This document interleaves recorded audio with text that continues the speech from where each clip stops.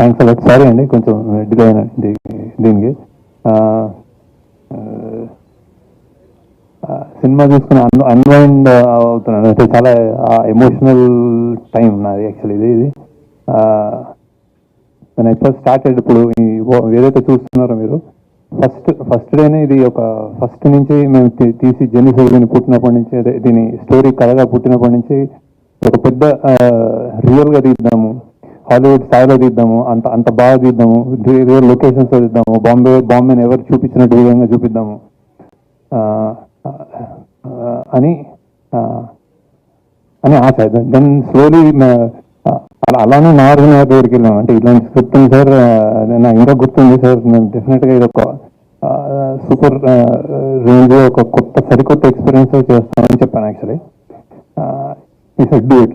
And every time I feel ఎప్పుడైనా మేము తప్పగలుగులు వేస్తున్నప్పుడు ఆయన ఆయన ఆయన ధైర్యం ఇచ్చి చేయండి అన్నట్టు. అది same thing with Dhanush also.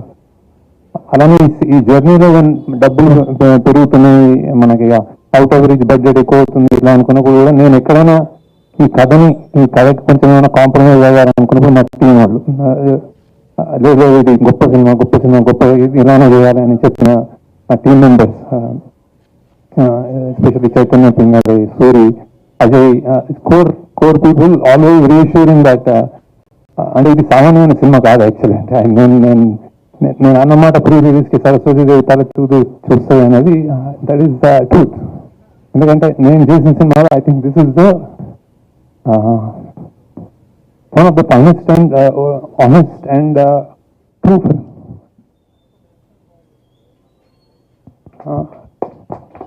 Like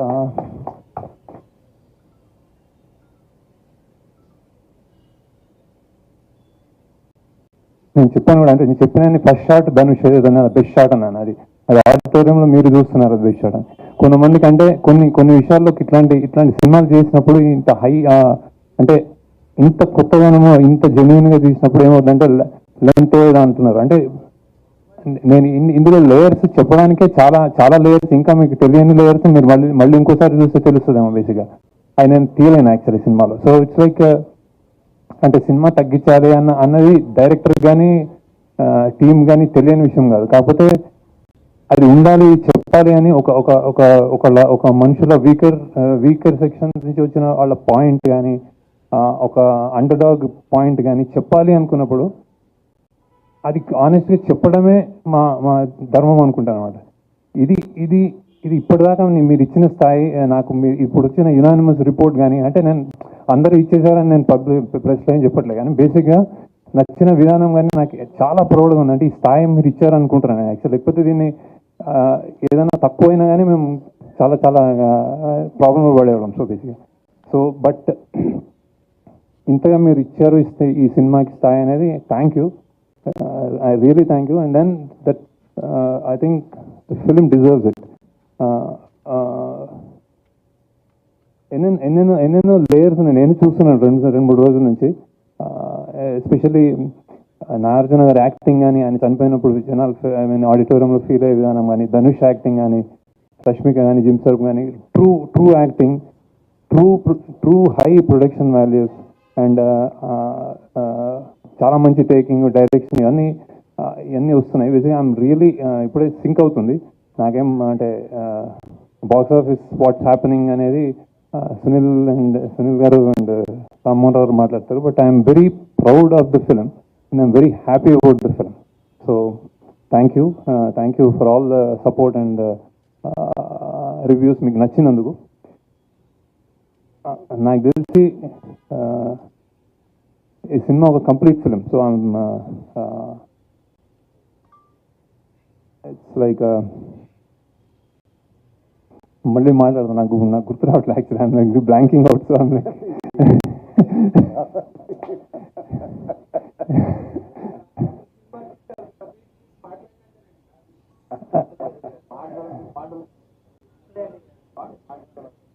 so many thoughts going around. So and ఒక 150 200 రూపాయలు ఇచ్చేవాడు కానీ 150 ఇచ్చేవాడు కానీ నాకు రేటు కూడా తెలియదు సరిగ్గా. ఈ సినిమా చూస్తున్నప్పుడు నేను ఇక్కడ నాకు లాగ్ ఉంది, ఈ సినిమా ఇక్కడ నాకు బోర్ కొట్టింది అని ఆలోచించడం నేను అనుకుంటున్నాను. టెక్నికల్ అంటే బేసిక్గా నేను తీసుకెళ్ళానని నమ్ముతున్నాను బేసిక్గా. సో ఆ లాగ్ కూడా వదిలేస్తే ఇది ఒక చాలా ఆనెస్ట్ అండ్ గొప్ప ప్రయత్నం అని నేను అనుకుంటున్నాను బేసిక్గా. So and I'm really happy. అంటే నేను ఇప్పుడు సక్సెస్ మీట్లో నేను ఎందుకు అంటే నేను ఓకే చలో you continue and I will talk to you later.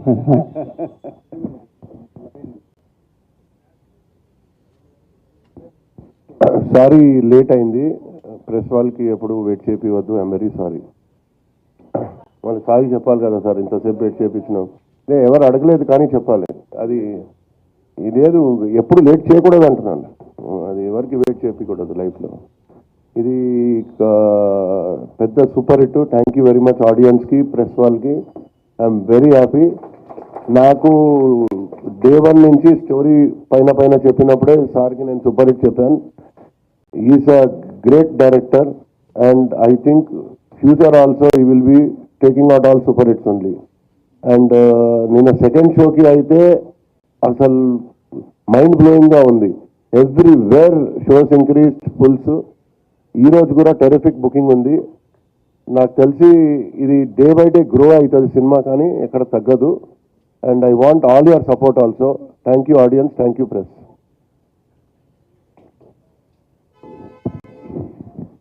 అందరికీ నమస్కారం. శేఖర్, ఇది ఎన్నో సక్సెస్ మీట్? ఇది వరుసగా సక్సెస్ మీట్లే కదా మీకు. All films you SIT here after the film releases and you're having a success. One more to your belt. Very happy. Thank you Shekhar. First to media andarki thanks cheppali. I think first time unanimous reviews vachinattunnai.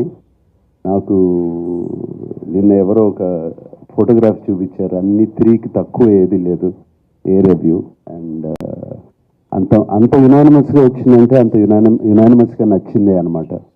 So thank you very much దానికి. And ముందుగా నాకు of course సునీల్కి thanks. Like family to me always. సునీల్తో ఎప్పుడు family. Cinema చేసినా చేయకపోయినా ఏదో ఒకటి ఉంటుంది మాకు. బట్ శేఖర్తో నాకు ఎప్పటి నుంచో సినిమా చేయాలని ఉంది. Actually before Sumanth worked, before Amala worked, before Chaitanya చేసినప్పుడు, దానికన్నా ముందు నుంచి శేఖర్తో ఎప్పుడు కలుస్తూ ఉంటాము, సినిమా చేయాలంటాము. అండ్ శేఖర్ నా బాగా గుర్తు, నీతో ఒక స్టైలిష్ సినిమా చేయాలి, చార్మింగ్ సినిమా చేయాలని అనేవాడు. బట్ ఫైనలీ మా ఇద్దరి మధ్యన రాత ఎలా రాస్తుంది. సచ్ ఎ బ్యూటిఫుల్ క్యారెక్టర్ ఈ gave me.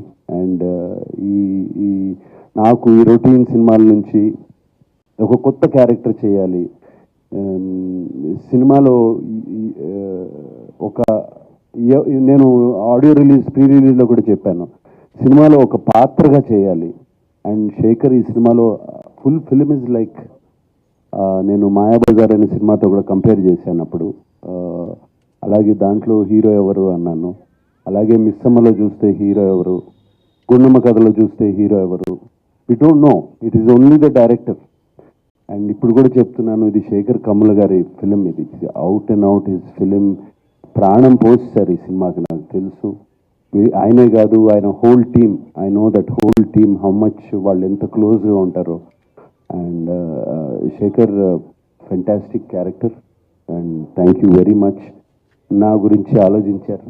And waiting for the next film again to do with you.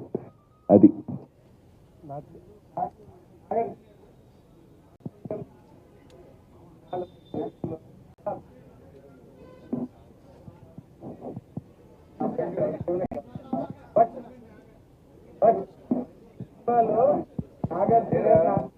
Hello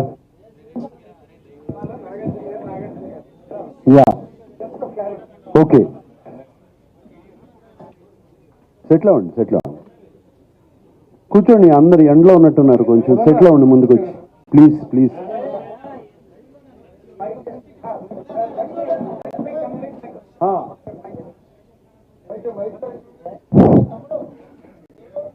I'll just repeat my question again.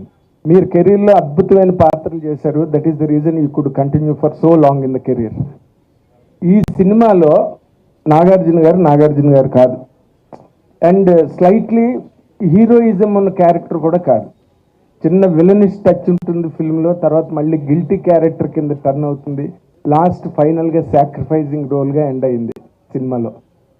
మీరు ప్రధానంగా ఈ క్యారెక్టర్ని ఎంచుకోవడానికి కారణం ఏంటి? What is your personal experience as an actor who has done n number of characters in the career? ప్రధానంగా ఈ క్యారెక్టర్ని ఎంచుకోవడానికి కారణం శేఖర్ కమలానే. ఆయనతో పనిచేయాలి, ఆయన మీద ఉన్న నమ్మకం. ఎందుకంటే ఆయన సినిమాలు అన్నీ చూశాను, almost everything I have seen. ఆయన క్యారెక్టర్స్ని ఎంత బాగా జస్టిఫై చేస్తారో తెలుసు. ఈ కథ విన్నగానే నాకు అనిపించింది నాది మెయిన్ క్యారెక్టర్ అని. ఎవ్రీబడి నా చుట్టూ తిరుగుతున్నారని, స్టార్టింగ్ నుంచి ఎండ్ వరకు. మేబీ స్క్రీన్ ప్లేస్ స్పేస్ ఇంకోళ్ళకి ఎక్కువ ఉండొచ్చు, but that is not the criteria. నాకు ఈ కథ వినగానే this is Deepak's film from start to ending. కథ విన్నగానే అండ్ శేఖర్ చెప్పినప్పుడు కూడా అలాగే చెప్పాడు నాకు.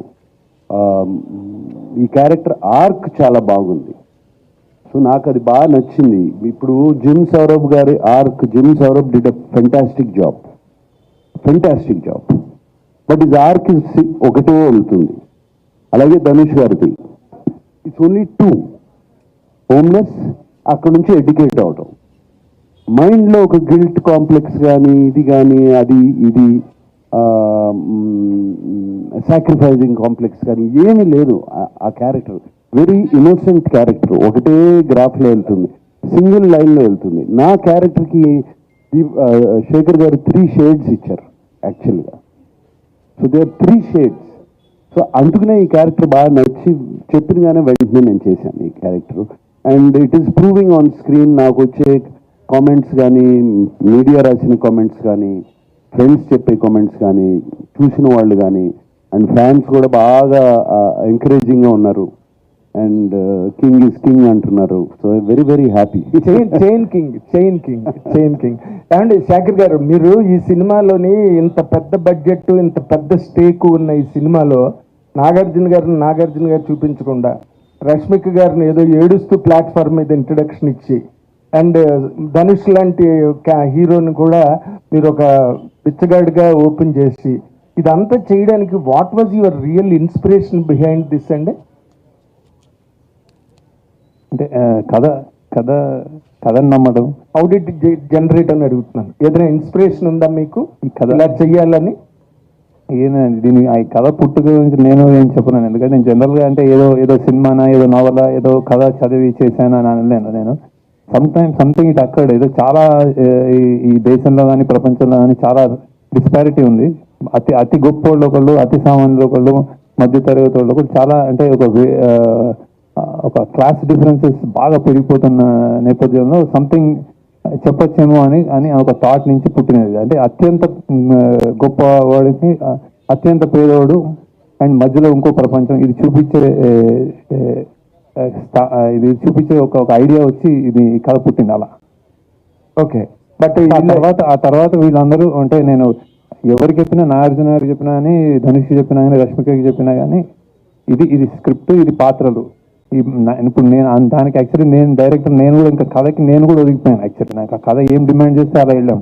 సో అందుకే నేను చెప్తున్నది షూటింగ్ కానీ, అందులో ప్రొడక్షన్ వాల్యూస్ కానీ, ఇది చాలా యూనిక్గా, చాలా డిఫరెంట్ ఎక్స్పీరియన్స్ ఎందుకు ఇస్తుందంటే ఆ కథ కావాల్సిందని చేస్తాం బేసిక్, అంటే ప్రతి ఒక్కళ్ళు ఇంక్లూడింగ్ మీ. సో అందుకే ఈ రిజల్ట్ యాక్చువల్లీ అది. బట్ వీళ్ళు ముగ్గురు ఇమేజెస్ ని కూడా మార్చేసి మీ క్యారెక్టర్ గా తయారు చేసుకుని సినిమా ప్రజెంట్ చేస్తున్నప్పుడు రిస్క్ అనిపించలేదా మీకు? ఇమేజ్ నాగార్జున గారు చూపించట్లేదు, ఆయనగా చూపించట్లేదు. అదే అంటే అదే ఇమేజ్ అనేది స్టార్స్ కి ఇమేజ్ అనేది అన్నమయ్య చేసినప్పుడు ఇదే క్వశ్చన్ నాగార్జున గారిని అడిగితే ఏం ఆన్సర్ చేస్తారు, అదే ఆన్సర్ అనమాట ఇప్పుడు బేసిక్ అదే. సో ఇమేజ్ అనేది పాత్ర నుంచి వస్తుంది. ఆ పాత్రని ఎలా మనం ప్లే చేసాము, దానికి ఎంత పబ్లిక్ ఎంత అభిమానంగా చూసుకున్నారన్న దాని మీద నాగార్జున గారు అన్నమయ్య అలా. సో నాగార్జున గారు శివ. సో పాత్ర నుంచే స్టార్డం పెరుగుతుంది, పుడుతుందని నా అభిప్రాయం. సార్ ఇప్పుడు సండే సినిమాతో చైతన్య కంటిన్యూ చేశారు, సక్సెస్ మీరు కంటిన్యూ చేశారు కుబేరా తోటి, నెక్స్ట్ లెనిన్తో కూడా. అంటే ఇది నాగ్ నామ సంవత్సరం అక్కినేని నామ సంవత్సరం అనుకోవచ్చేమో. నాగ్ నామ సంవత్సరం అక్కినేని నామ సంవత్సరం అనుకోవచ్చేమో. తండ్రితో సక్సెస్. తెలుగు సినిమా హిట్ నామ సంవత్సరం. సూపర్. అయితే సార్ ఇందులో రష్మిక సాంగ్ ఒకటి తీసారు, ఇందులో చాలా బాగుంటుంది సాంగ్. అది రన్ టైం తగ్గించి ఆ సాంగ్ పెట్టచ్చు కదా. ఫస్ట్ ఆ సాంగ్ చాలా బాగుంది. అది పిప్పి పిప్పి డూమ్ డూమ్ అనే సాంగ్. యాక్చువల్ డ్యూరేషన్ అంటే అది సాంగ్ ఉండి తర్వాత తీయలేదు మేము. అది ప్రమోషనల్ సాంగ్ ఏదైనా చేద్దాము అని ఒక నార్త్లో ఇప్పుడు పాన్ ఇండియా సినిమా అనుకున్నప్పుడు కొన్ని అలా చేస్తూ ఉంటారు వాళ్ళు బేసిక్గా. సో అలా స్టార్ట్ అయ్యి కానీ సినిమా పేసింగ్లో అది అడ్డుపడుతుందేమో అనుకుని మేము పక్కకి జరిగాము. సో ఇప్పుడు వేరే మంచి సీన్లు తీసి పెట్టేయడానికి సినిమా నేను అంత లూజ్గా రానండి. అంటే ఎక్కడ తీసేయచ్చు ఎక్కడ పెట్టేయచ్చు జరగదు. ఒక్క సీను ఒక్క డైలాగ్ తీస్తే సినిమా ఉండదు. అలానే రాస్తాం మేము బేసిక్గా. సో అంత ఈజీ కాదు. అంత ఈజీ అంటే నాకు హ్యాపీ యాక్చువల్లీ పెట్టేద్దాం.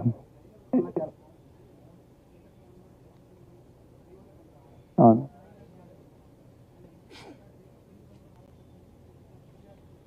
అవును అవును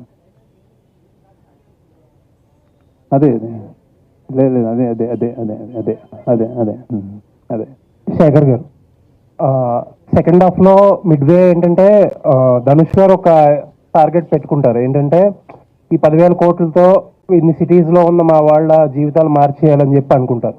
టువర్డ్స్ ఎండ్ ఏంటంటే ఆ టార్గెట్ కాకుండా ఇప్పుడు విలన్ ఎలిమినేట్ చేస్తారు. ఇప్పుడు ఆయన టార్గెట్ అచీవ్ చేసే టైప్లో ఏదన్నా క్లైమాక్స్ ఆలోచించారా డ్యూరింగ్ రైటింగ్ ప్రాసెస్? లేదండి. అంటే బేసిక్గా అతను అది దేవ పాయింట్ ఆఫ్ వ్యూలో అక్కడి నుంచి చెప్పిన కథ అది అక్కడికి. సో అతను రియాక్టివ్ మనిషి. అంటే సడన్గా అని నాకు అన్ని కావాలి చెన్నై మీ ఎంతమంది ఉన్నారని వెళ్తాడు బేసిక్గా.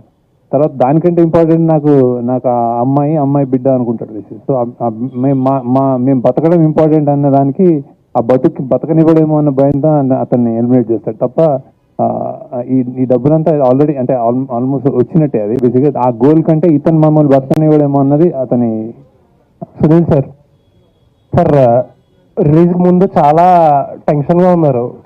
ఎందుకంటే మీరు ఎగ్జిబిటర్గా, డిస్ట్రిబ్యూటర్గా, ఇప్పుడు ప్రొడ్యూసర్గా కూడా రిలీజ్ ముందు చాలా ప్రెజర్లో ఉన్నారు. ఇప్పుడు థియేటర్స్ పరిస్థితి అది కూడా చాలా బాగాలేదు లాస్ట్ 1 month 2 monthsగా.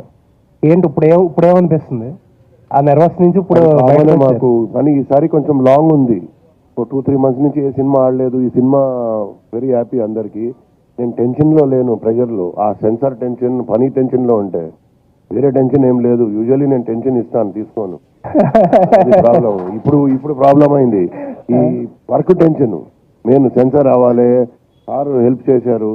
సార్ హెల్ప్ చేయలేదంటే నాగార్జున సార్ ఈరోజు పిక్చర్ ఈ టైంకి అయ్యేది కాదు. 100% సార్ హెల్ప్ చేశారు నాకు. సార్ అందరూ మాట్లాడుకుంటున్న ఒక మాట, ఈ టికెట్స్ గురించి జనాల థియేటర్కి తీసుకురావడం గురించి చాలా ఓకల్గా మాట్లాడారు మీరు. బట్ లాస్ట్ మినిట్లో టికెట్ ప్రైస్ ఇంక్రీజ్ చేయాల్సి వచ్చింది. ఏం ఇంక్రీజ్ చేయాలి? ఎక్కడ ఇంక్రీజ్? ఆంధ్రాలో 75 రూపీస్, 75 రూపీస్ చేయలేదు, 25-50 చేసాం. అక్కడ మరే తక్కువ ఉన్నాయి కొన్ని. ఓకే, మరే 100 రూపీస్ ఉంటే 150 రూపీస్ ఉంటే 175 చేశారు అంతే. 25 రూపీస్ మాక్సిమం చేశారు. ఎక్కడ టికెట్ ప్రైస్ 75 రూపీస్? ఇంక జియో అట్లా తీసుకున్నారు అప్ టు 75 రూపీస్ అని. ఎందుకంటే మేము అక్కడ అమ్ముతాం సినిమా. అమ్మితే డిస్ట్రిబ్యూటర్ ఏమంటాడు, అసలు కనీసం రేట్స్ లేవు, మేము ఎందుకు ఇవ్వాలి ఈ రేట్ అంటే దానికోసం తీసుకున్నాను. ఇక్కడ హైదరాబాద్లో ఏం పెట్టాం చూడండి, మల్టీప్లెక్స్లో 200, కొన్ని చోట్ల 250, కొన్ని single theatres 175, 150, B class, C class 100 rupees, 110. ఎక్కడ పెంచలేదు చూడండి మీరు. బాగా రీజనబుల్గా పెట్టాం. ఓకే అది నాకు సార్ క్వశ్చన్ ఏం లేదు, జస్ట్ దట్ ఏంటంటే మీలాంటి ఒక పెద్ద హీరో చాలా వల్నరబుల్ క్యారెక్టర్ కొట్టించుకున్నారు, తిట్టించుకున్నారు, లాస్ట్గా సాక్రిఫైస్ కూడా చేయాల్సి వచ్చింది. అంటే ఎటువంటి క్యాలిక్యులేషన్స్ ఏమీ లేకుండా. ఎవరు కొట్టలేదు అనుకుంటా. ఓకే, ధనుష్ గారు ఆల్మోస్ట్ ధనుష్ వెనకాల సో దేనికి కూడా వితౌట్ ఎనీ క్యాలిక్యులేషన్స్ ఇప్పుడు చాలా మంది అంటారు కదా ఏజ్ అప్రోప్రియేట్ రోల్స్ లేకపోతే డిఫరెంట్ రోల్స్ అన్ని అంటారు కదా. You have done it everything. Actually ఈ షిఫ్ట్ చాలా ఫ్రెష్గా ఉంది. హోప్ఫుల్లీ ఇంకా చాలా మంచి రోల్స్ వచ్చి మంచి రోల్స్తో కంటిన్యూ చేస్తారని వీఆర్ విషింగ్ సార్. ఎస్ నాకు ఇది ఈ షిఫ్ట్ కూడా నాకు ఇన్స్పిరేషన్ ఇచ్చింది. నాట్ దట్ నేను ఇటువంటి రోల్స్ చేద్దామని కాదు, బట్ చూస్తారు, చేస్తే ఫ్రెష్ రోల్స్ చేస్తే audience is ready to receive it's the right role అనే ఒక కాన్ఫిడెన్స్ బాగా వచ్చింది. సో ఎటువంటి రోల్ అన్నా చేయొచ్చు అని. Looking forward sir. Yes, congrats. Thank you. Shekhar గారు.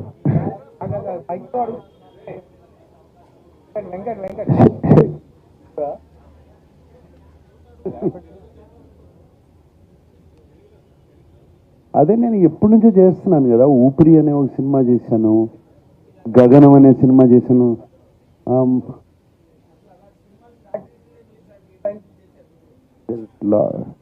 లాట్ ఆఫ్ ఫిలిమ్స్ బాగా క్యారెక్టర్గా అంతమంది సినిమా చేశాను నేను. పెద్ద క్యారెక్టర్ గ్రే షేడ్స్ అనేది కాదు, క్యారెక్టర్ జనాన్ని యాక్సెప్ట్ చేస్తే ఏ షేడ్ అయినా కూడా పర్వాలేదు. That is important. శేఖర్ గారు సార్, ఇప్పుడు మామూలుగా ఎడిట్ అంతా అయిపోయి అన్ని చూసుకున్నాకనే 3 గంటల 14 నిమిషాలు వస్తాయి. ఒరిజినల్గా ఎంత కంటెంట్ వచ్చింది సార్?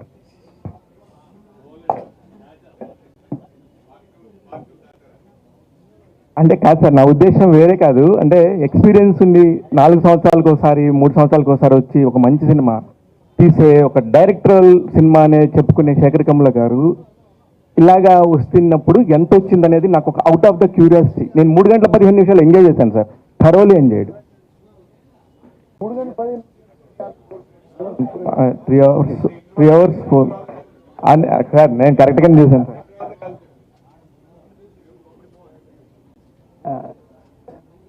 యా యా చాలా అంటే జనరల్గా నేను అంటే ఎక్కువ సాంగ్ మౌంటాజెస్ సాంగ్స్కి బాగా లెంత్ పెట్టి అలా తీస్తాను. బేసిక్గా కథగా వేరే వేరే సీన్లు అడిషనల్ సీన్స్ చాలా తీసేయడం అలా ఉండదు. జనరల్గా లెంత్ నా జనరల్గా పాటల వల్ల ఉంటుంది అనమాట. ఇందులో కూడా అంతే బేసిక్గా. ఇది ఒక ఇది ఎడిట్ చాయిసెస్లో fast paced thriller at emotional అని, అంటే మెల్లగా వాళ్ళ ఎమోషన్స్ చూపించాలని. సో అక్కడ మనం బ్యాలెన్స్ చేసుకుంటూ వెళ్ళాం. సో ఇంకొక అరగంట ఉండిందండి. నాగార్జున గారు ఫుల్ గ్లామరస్గా చాలా కలర్ఫుల్ నాగార్జున గారు ఉంటే అనుకున్న టైంలో ఇంటర్వెల్ దాకా చూసినాక అసలు నాగార్జున గారికి అసలు క్యారెక్టర్ చేసే అవసరమే వచ్చింది అని అనుకుని సెకండ్ హాఫ్ చూసినాక అమ్మయ్య ఓకే అందుకు చేసుంటారేమో అనిపించింది. ఇది నాకున్న ఒపీనియన్. మీకు అలాంటి ఫోన్లు ఏమైనా వచ్చాయా? లేదు, ఎక్కడి నుంచి రాలేదు. యాక్చువల్లీ చాలా మంది చాలా బాగున్నాను అన్నారు సార్. డెఫినెట్గా బాగుంది సార్. నేను అన్నది పాయింట్ కూడా నేను అదే సార్. నేను అన్నది నేను బాగలేదని లేదు. నేను అంటే ఆయన రేంజ్ ఆఫ్ దానికి ఇప్పుడు మీరు సాక్రిఫైస్ చేస్తుంటారు. మీకు ఒక పక్కన పెయిన్ ఉంది, ఆ క్యారెక్టర్లో కనబడుతుంది. అది అవసరమా ఆయనకి అనే ఒక పెయిన్ ఉండిందండి. నేను అంటే మరి క్యారెక్టర్ ఒప్పుకున్నప్పుడు చేయాలి కదా. అది ఒప్పుకునే కదా చేసింది. ఒక డిఫరెంట్ క్యారెక్టర్ వచ్చిందని అవసరమా లేదా అనేది ఇక అది ఏమని చెప్పను. అవసరమా అని అన్నీ అవసరమే. మాకు యాక్టర్లకి క్యారెక్టర్స్ చేయడం చాలా ఇంపార్టెంట్. శేఖర్ గారు sir first congrats sir. Thank you. Biggest block buster కొట్టారు. థ్యాంక్ యూ అండి. Thank you sir. అంటే ఈ సినిమాలో ఈ ఆయిల్ నిక్షేపాలు దొరకటం అనేది సినిమాలో మెయిన్ పాయింట్. రీసెంట్ టైమ్స్లో కూడా ఇండియాలో యాదృచ్ఛికంగా అరేబియా మహాసముద్రంలో ఆయిల్ నిక్షేపాలు దొరికినాయి అంటారు. సో దానికి అంటే మీరు చాలా అడ్వాన్స్డ్గా ఆలోచించి కథను తయారు చేసి ఉంటారు. బట్ ఇప్పుడు ఆ ప్రాసెస్ జరుగుతుంది ఇండియాలో. సో దానివల్ల ఇండియా ఆర్థిక వ్యవస్థ మొత్తం మారిపోయి చమురు మనం విదేశాల నుండి చమురు దిగుమతి చేసుకోవాల్సిన అవసరం లేకుండా పోయింది. సో ఈ పాయింట్కి మీకు అసలు ఎలా అనిపిస్తుంది ఇప్పుడు అలా జరగటం?